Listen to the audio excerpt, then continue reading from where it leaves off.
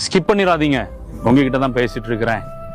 நிறைய நேரத்துல என்னால நல்லா சம்பாதிக்க முடியல, என்னால நல்லா படிக்க முடியல, என்னால இந்த பிசினஸை கண்டினியூ பண்ண முடியல, நான் செய்யற இந்த வேலை தினமும் எனக்கு ஒரு சம்பளத்தை கொடுக்குறாங்க, இந்த வேலையை கண்டினியூட்டியா என்னால செய்ய முடியலன்னு சொல்லி நீ ஒரு ஏக்கத்தோடு பாரத்தோடு இருக்கிறீங்களா? வேத வசனம் ஒரு காரியத்தை சொல்லுகிறது. 1 நாளாகமம் அதனுடைய 29ஆம் அதிகாரம் 12ஆம் வசனம், ஐஸ்வர்யமும் கனமும் உம்மாலே வருகிறது, தேவரீர் எல்லாவற்றையும் ஆளுகிறவர், உம்முடைய கரத்திலே சத்துவமும் வல்லமையும் உண்டு, எவரையும் மேன்மைப்படுத்தவும் பலப்படுத்தவும் உம்முடைய கரத்தினால் ஆகும். எவரையும் மேன்மைப்படுத்தவும் பலப்படுத்தவும் இயேசுவின் கரத்தினால் ஆகும். எந்த இடத்துல நீங்க ஒதுக்கப்பட்டு ஒடுங்கி போய் தலை நிமிர முடியாம இருக்கிறீங்களோ அதே இடத்துல ஏசப்பாவுடைய கரம் உங்களை தொடுமானால் ஏசப்பாவுடைய கரம் உங்களை உயர்த்தி மேல கொண்டு வரும். மனிதன் உங்களுக்கு ரெக்கமெண்ட் பண்ண வேண்டிய அவசியம் இல்லை, மனிதன் உங்களுக்கான வாசல்களை திறக்க வேண்டிய அவசியம் இல்லை.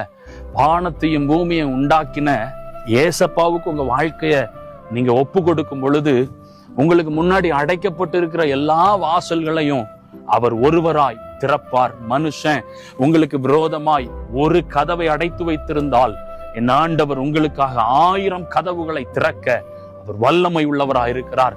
ஆனா அவருடைய கரத்துக்குள்ள நீங்க இருக்கணும் அப்படின்னு சொல்லி விரும்புகிறார்.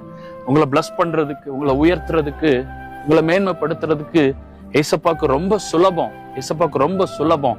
ஒரு அற்புதம், ஒரு அடையாளம், ஒரு ஆச்சரியம், ஒரு திறந்த வாசலை வைக்கிறதுக்கு ஏசப்பாக்கு ரொம்ப சுலபம். ஆனா உங்களை அவர் எதிர்பார்க்கிறார். உங்களுக்காக எனக்காகத்தான் இவ்வளோ பெரிய தேவன் சிலுவையில தன்னையே பலியாய் ஒப்பு கொடுத்தார். பாருங்களேன், நாம அவருக்கு வேணும் அப்படிங்கிறதுல ஆண்டவர் ரொம்ப தெளிவா இருக்கிறாரு. ஸோ உங்க லைஃப் ஆண்டவருக்கு ஒப்பு கொடுங்க, உங்க வாழ்க்கைய அவர் கரத்துல அர்ப்பணியுங்க, உங்களை அப்படியே அவருடைய சமூகத்துல நீங்க டெடிகேட் பண்ணி பாருங்க. ஆண்டவர் உங்க லைஃப்ல ஒரு புதிய ஆரம்பத்தை கர்த்தர் கொடுப்பார். உங்களை மேன்மைப்படுத்த, உங்களை உயர்த்த, உங்களை வாழ வைக்க, உங்களை ஆசீர்வதிக்க இயேசுவின் கரத்தினால் ஆகும். கவலைப்படாதீங்க. God bless you.